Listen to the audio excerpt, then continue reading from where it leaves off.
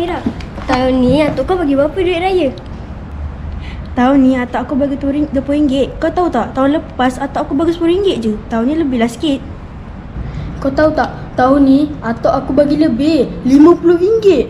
Atuk aku kata dia dapat duit lebih sebab hasil tanaman daripada sawit. Ish, banyaknya duit kau dapat. Kaya juga atuk kau. Kau dapat berapa Ajwa? Biasa-biasa je. Ni mesti lebih banyak dari kami semua ni. Ajwa, cakap lah. Kalau siapa tu tolong diam ya.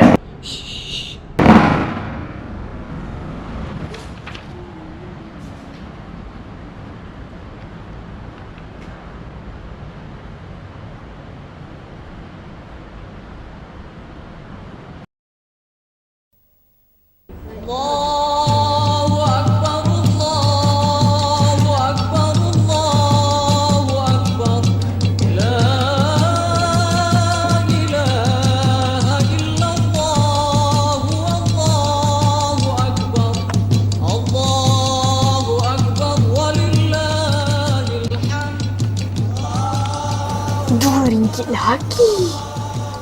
Setiap kali raya, atuk ni selalu bagi aku RM2 je. Aku dah bosan lah. Aku cemburu bila dengar kawan-kawan lain dapat duit raya banyak daripada atuk mereka. Banyak pula tu. Atuk ni tak sayang aku ke? Padahal akulah cucu pertama atuk. Sepatutnya atuk kenalah bagi duit raya lebih sikit kat aku. Ini tidak.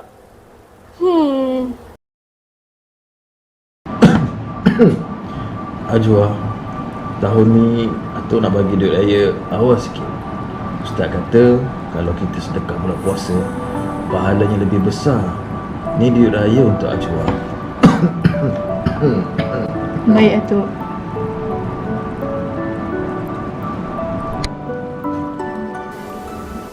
Ni mesti RM2 lagi.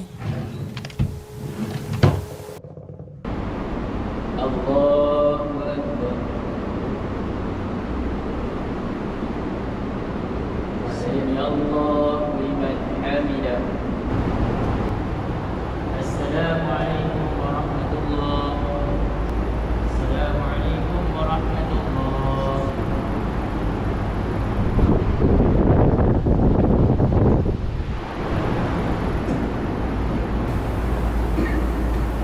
Tak sangka, rupanya inilah Ramadan terakhir atuk bersama aku.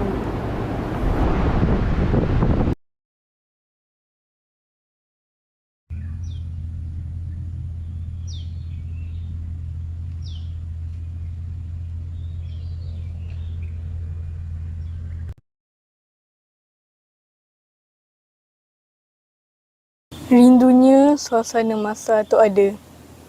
Atuk suka bercerita dan akulah pendengar cerita atuk yang setia.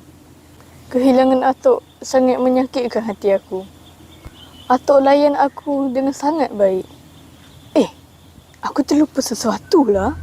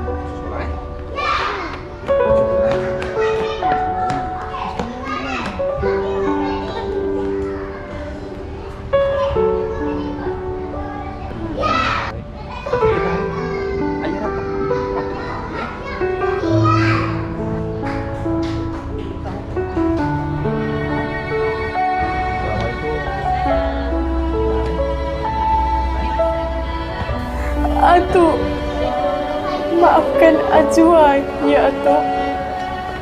Jasa dan pengorbanan Atuk tidak sempat Ajwa balas. Atuklah tempat bergantung Ajwa setelah ayah pergi.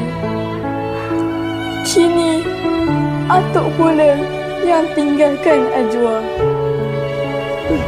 Terima kasih Atuk atas segalanya. Kenangan bersama Atuk akan kekal selamanya. Ya Allah, ampunilah dosa-dosa Atuk dan ayah.